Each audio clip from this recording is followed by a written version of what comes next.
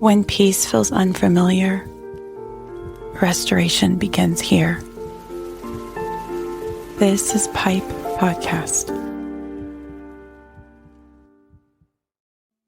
Welcome back to P.I.P.E Podcast. I'm your host, Kizzy Mayfield, and I'm really glad you're here today. A few days ago, I found something I had completely forgotten about. It was an old blog post I wrote in 2016. 10 years ago. I opened it, started reading, and honestly, I just sat there. It's not because I remembered the pain. I definitely remember the pain. I sat there because I realized I'd spent the last 10 years discovering the answer to the questions I was asking. Back then, I thought I was asking God one question. Is God really good? Today, I don't think that was the real question at all. I think I was asking, can I trust his heart? There is a big difference. See, in 2016, my life looked really good from the outside. I had worked incredibly hard. I was fit and dressed well. My kids always looked beautiful. My home looked beautiful. And people would have looked at my life and thought, she's got it together. But they didn't know what it felt like to be me. Because while my outside looked beautiful, my inside still felt shattered. In that blog, I described myself as stained glass. I said I didn't want to be stained glass anymore. I just want to be whole. And if I'm honest, I don't think I even knew what whole meant. I thought wholeness meant looking like none of it had ever happened. I wanted God to erase every scar and every memory, every trigger, every wound. I wanted him to put me back into the garden. Back before the abuse, before the rejection, before the fear, before shame. I wanted all my hard work to erase a hard world. I had done everything I knew to do. I had worked harder than most people around me. I had survived. I had obeyed. I had built a beautiful life. So why? Why did I still feel broken? I remember writing these words. A good father doesn't require me to work to be good to me. When I read that, I cried. Because somehow, 10 years ago, my heart already knew something my mind couldn't believe. I knew what a good father should be. I just wasn't convinced God was that father. I kept waiting for him to prove it. In that same blog, I wrote something that honestly surprised me. I said, I want God to do something so big, so personal, that I know why he chose me. When I read that, I realized I wasn't asking for a miracle. I was asking for evidence. Evidence that I mattered. Evidence that I had been chosen. Evidence that I wasn't forgotten. I don't think I wanted a platform. I don't think I even wanted significance. I think I wanted certainty. I wanted to know that the Father saw me. In church, I watched people receive incredible prophetic words. People would stand in front of the church and someone would speak over their life. People would talk about these incredible encounters with God.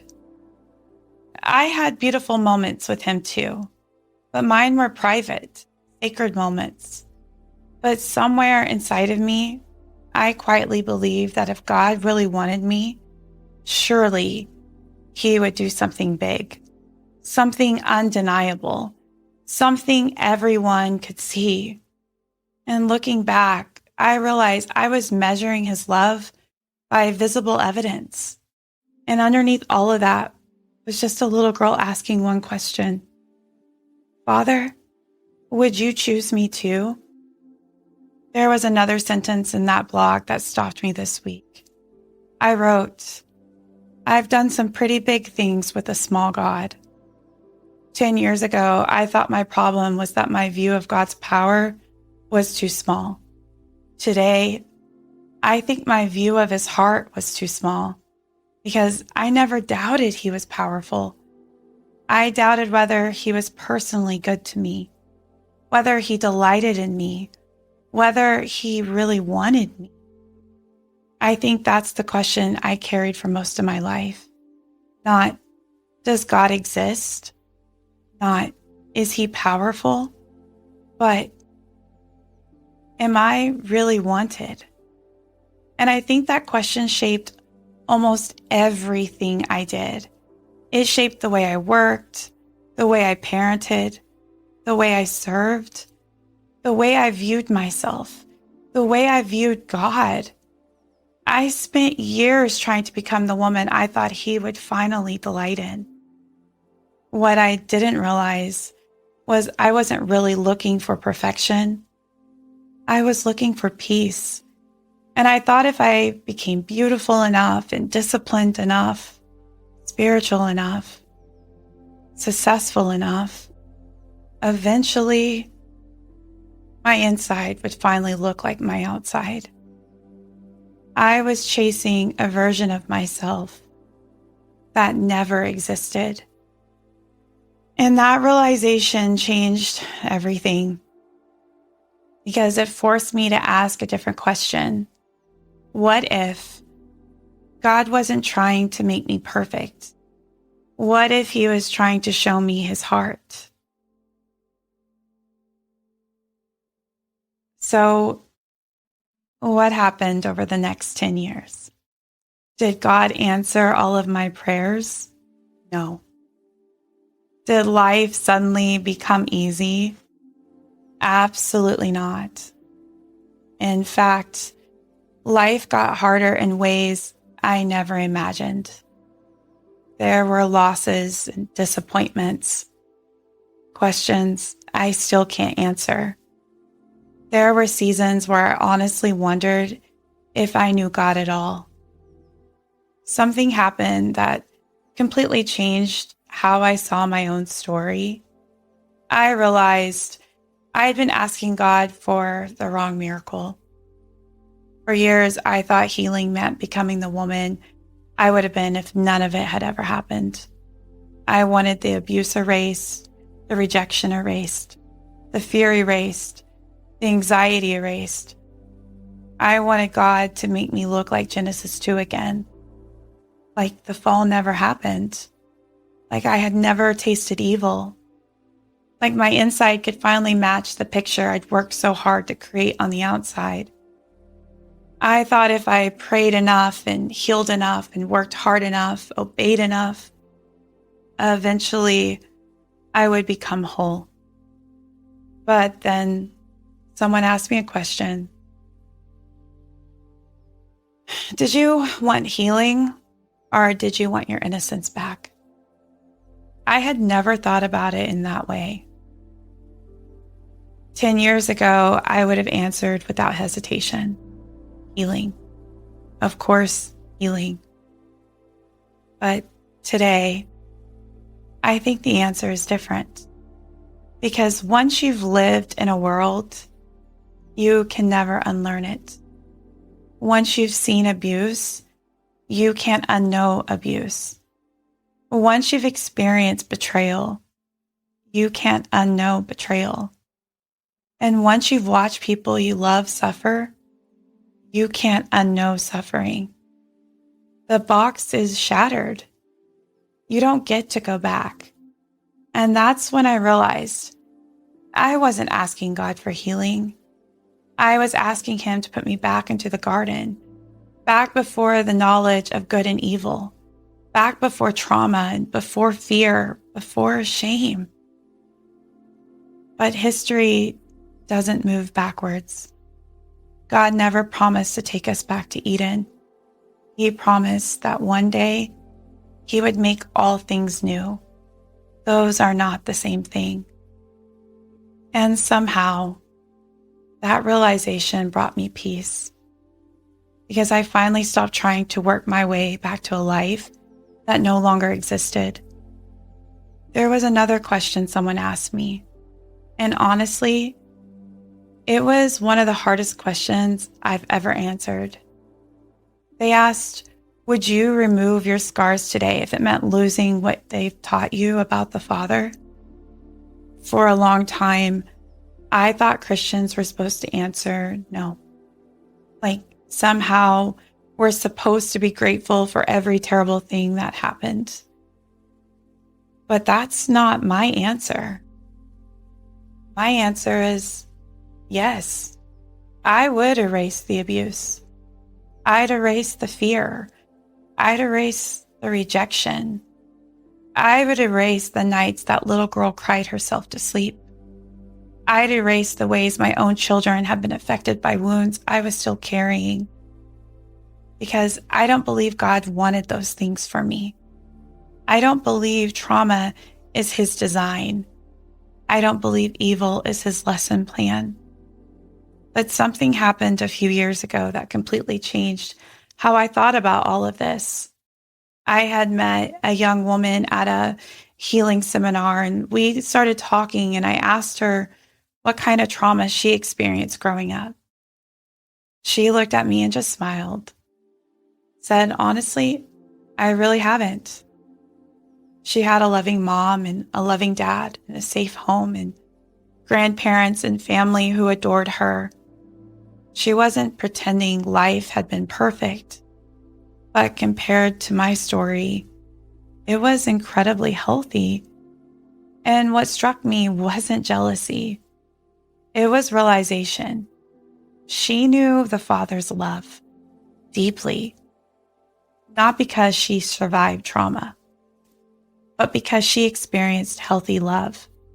That changed me because I realized something I'd believed for years wasn't actually true. Trauma doesn't make you know God better.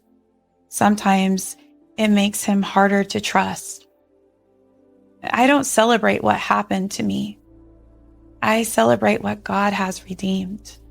And those are very different things.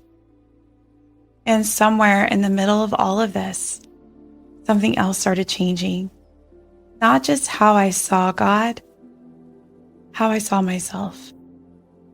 10 years ago, my outside and my inside were telling two very different stories. I wanted everyone to believe I had it together, not because I was fake, because I desperately wanted it to be true. Today, I'm not trying to convince anyone I'm perfect.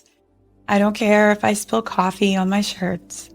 I don't care if my outfit isn't perfect. I don't care if I make a mistake. I don't care if my body doesn't look the way it did when I was 30. Life has happened. I've been hurt, and I've laughed, and I've cried. I've failed. And honestly, I'm okay with people seeing that now. If someone asks me, how are you? I no longer automatically say, I'm fine. I actually stop and I think about it. I ask myself, how am I really? And sometimes that answer isn't comfortable, but it's true. And I've learned something. Truth brings freedom, and pretending never did. I used to think healing meant becoming perfect. Today, I think healing means I no longer have to hide, because perfection always hides. Love doesn't. And for the first time in my life, I realized something I never saw in 2016. Maybe God wasn't asking me to become someone else. Maybe he was inviting the real me to come out of hiding. And that's when I finally began to understand. The Father I'd been looking for had been walking toward me all along. So, did I ever get the answer? Did God ever do the big thing I asked him to do, the grand gesture, the undeniable proof, the moment where I would never question his love again? The answer is Yes, just not the way I expected. For years, I thought I was waiting for one unforgettable moment, one miracle, one prophetic word, one extraordinary experience that would finally convince me. Kizia, I chose you. But somewhere over the last 10 years, I've realized something. I wasn't looking for a miracle. I was looking for evidence. Evidence that I mattered. Evidence that my life wasn't in vain. Evidence that I had been chosen. Because if I'm honest, I think my greatest fear wasn't that God would leave me. I think my greatest fear is that He would never fully choose me. When you've lived through abuse and rejection, being abandoned, being misunderstood, being controlled, it's very easy to begin believing one lie.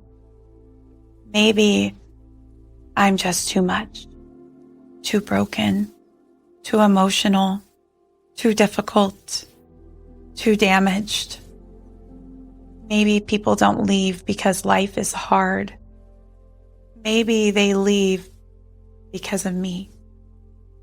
That lie followed me into my relationship with God. I didn't question His power. I questioned whether His heart was for me. Looking back, I think that's why purpose became so important to me, and legacy became so important. Significance became so important. I thought I wanted God to use me. Today, I think I understand what I was really asking. I wasn't asking for influence. I was asking, Father, does my life matter to you? Would you choose me too? And here's what I've discovered. The Father was never waiting to choose me. He already had. Before I accomplished anything, before I survived anything, before I built anything, before anyone knew my name, before I ever questioned Him, before I loved Him, He had already chosen me. Jesus says, "You did not choose me, but I chose you." Do you know what changed me? It wasn't one spectacular miracle. It wasn't one unforgettable moment. It was looking back over 10 years and realizing He never left. There wasn't one giant display of His love. There were thousands of quiet moments, moments I almost missed because they weren't dramatic enough. He was there when I couldn't feel Him. He was there when I doubted Him. He was there when I walked away. He was there when I came back. He was there while I was trying to earn what He had already given me. The Father I was asking to reveal Himself had been walking beside me all along. And today, if I could sit beside the woman who wrote that blog, I don't think I'd try to answer every question. I don't think I'd explain suffering. I don't think I would even tell her everything is going to work out. I think I would simply hold her hand and I'd say, "You're asking God to become a father. He already is. One day, you're going to discover He wasn't waiting for you to become whole before He loved you. His love is what you've been making. His love is what's been making you whole all along."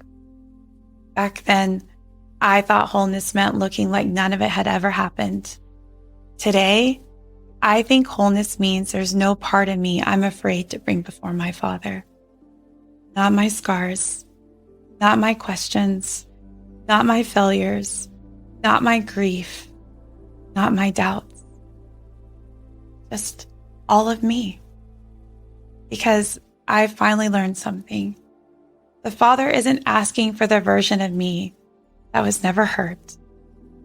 He was asking for the real me, the woman who's still healing, the woman who still has questions, the woman who still wishes some things had never happened, the woman who's learning to trust him one day at a time. That's the daughter he wants. There are still days I wish none of it had happened. I still wish that little girl had never been abused. I still wish my children had never felt the ripple effects of my pain. I don't think those wishes make my face smaller. I think they make me. But today, I no longer measure God's goodness by whether he erased my scars. I measured it by the fact that he never stopped meeting me in them. 10 years ago, I wanted my life to be a perfect picture. Today, I have a different prayer. Father, make my heart look like yours. Because if people leave my home, my conversations, my life, I don't need them to think I'm impressive. I don't need them to think I have it all together. I don't need them to remember my story. I want them to leave knowing something about you.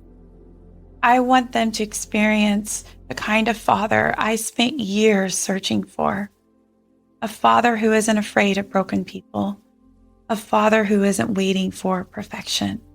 A father who doesn't love us because we've earned it. A father who runs towards us. A father who stays. Maybe that's the answer I was looking for all along. Not, is God good? But the Father is better than I knew. Thank you for sitting with me today. If you're listening and you're carrying questions that you've been afraid to ask, I hope you know you're not alone. God has never been afraid of honest questions. In fact, some of the deepest things he has taught me began with one. This is P.I.P.E. Plug into positive energy. And until next time, remember this. The Father you may still be asking to reveal himself may already be walking beside you. You just haven't recognized his footsteps yet. Thank you for sitting with us today, where restoration begins.